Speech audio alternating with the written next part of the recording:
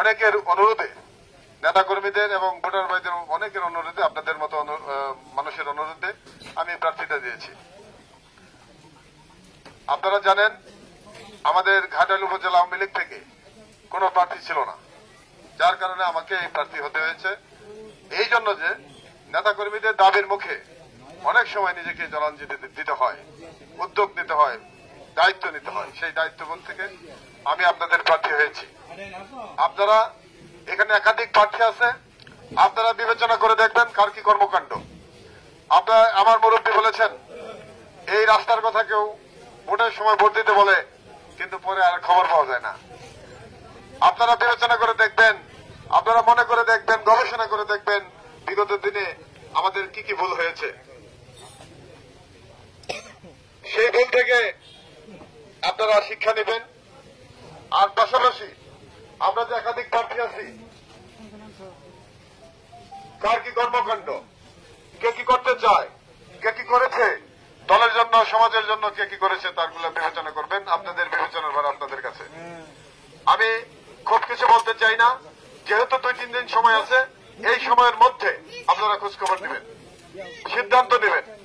আমার 2টা দাবি আসছে আমার কাছে, যে এই যে প্রধান রাস্তা হচ্ছে না দীর্ঘদিন যাবৎ, আমি মনে করি যে গত 16 বছর আমাদের মাননীয় নেত্রী বঙ্গবন্ধু কন্যা জননেত্রী শেখ হাসিনার নেতৃত্বে দেশ চলছে।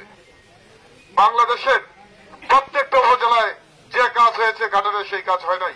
আপনারা প্রত্যেকটা মধুপুরে দেখেন, সখীপুরে দেখেন, বালুকা দেখেন। যদি অর্ধেক কাজ হয়ে থাকে তাহলে আপনারা বুঝতে পারবেন, যে আপনারা নিজেরাই বুঝবেন।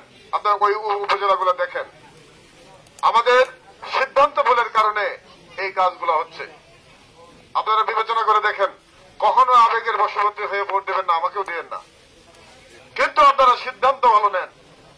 আমি যদি বিবেচনায় না আসি তাহলে আমার কোনো আপত্তি নাই, আপনারা ভোট আপনাদের ইচ্ছা মতো দিবেন। যেভাবে চলছে সেভাবে চলুক, অসুবিধা নাই।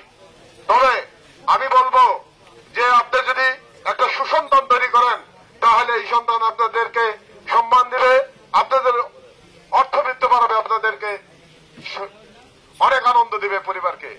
আর যদি কুসন্তান তৈরি হয় তাহলে সেটার জ্বালাটা সবাই ভোগ করতে হবে। আমি কারোর নাম উল্লেখ করে বলতে চাই না। উপজেলা পরিষদ চেয়ারম্যান, এই চেয়ারম্যানটার দ্বিতীয় পোস্ট, একটা উপজেলাতে 2টা দায়িত্বশীল পোস্ট থাকে, একটা হল মাননীয় এমপি, আরেকটা উপজেলা পরিষদ চেয়ারম্যান। আমাদের কাঙ্ক্ষিত প্রার্থী, আমাদের যে প্রার্থী ছিল, উনি অল্প কিছু ভোটের জন্য হেরে গেছেন।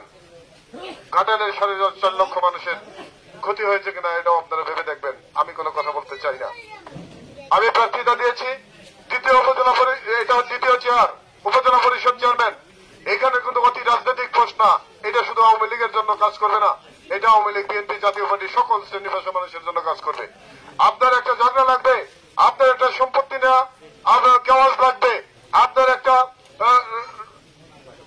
জায়গা দখল হবে, আপনার একটা গড়ে চুরি হবে, আপনাকে কেউ মাথায় পাঠিয়ে দেবে। সেই জন্য আপনারা থানায় যাবেন, আপনার উপজেলায় যাবেন, আপনাদের অফিসাররা আপনাদের কথা শুনতে চাবে না। তখন কি হবে? তখন আপনাদের প্রতিনিধি হিসাবে উপজেলা চেয়ারম্যানের কাছে যাবেন, সেটা আমি হই আর যেই হোক। সে যদি দলমত নির্বিশেষে কাজ না করতে পারে তাহলে কিন্তু কাঙ্ক্ষিত লক্ষ্যে যেতে পারবেন না। আর আমি উপজেলা চেয়ারম্যান হলেই যে আপনাদেরকে অনেক রাস্তা করে দিতে পারবো সেটা না, সাংবিধানিক ভাবে সীমাবদ্ধতা আছে।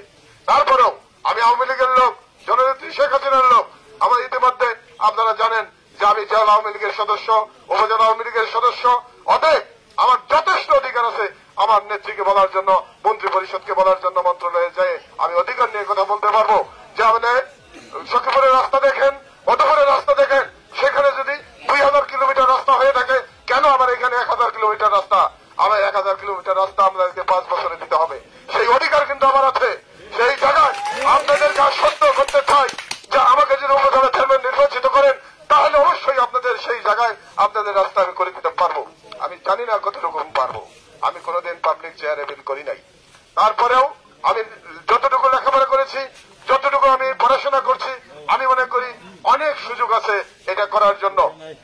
আপনি জানেন আমাদের মাননীয় এমপি স্বতন্ত্র, উনি আওয়ামী লীগের সদস্যপদ নাই, যার কারণে উনি অনেক প্রজেক্ট গুলো আনতে পারছে না। কেননা উনি আমি স্বতন্ত্র পাশ করছি, এটা কিন্তু আমি সামাজিক কথা বললাম, এমপি হিসাবে দুর্নাম করা আমার কাজ না। আপনারা ভোট দিয়েছেন, উনি নির্বাচিত হয়েছে, আইটা নিয়ে কোনো বিভাজন নাই আমার মধ্যে। আমি যদি উপজেলা পরিষদ চেয়ারম্যান নির্বাচিত হই, আমার বিশ্বাস ওনার সাথেও যদি কাজ করতে হয় আমি করতে বাধ্য, কোনো অসুবিধা নাই।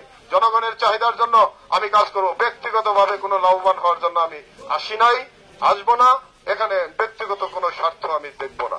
আমি অঙ্গীকার করছি, যদি কোনোদিন আপনাদের রাজনৈতিক মাঠ থেকে 1 টাকা আমি লুটপাট করি, 1 টাকা খাই, তাহলে আল্লাহ যেন আমার সম্পত্তি হারাম করে দেয়। আমি অঙ্গীকার করছি, কোনোভাবেই আমি লুটপাটের সাথে জড়িত হব না।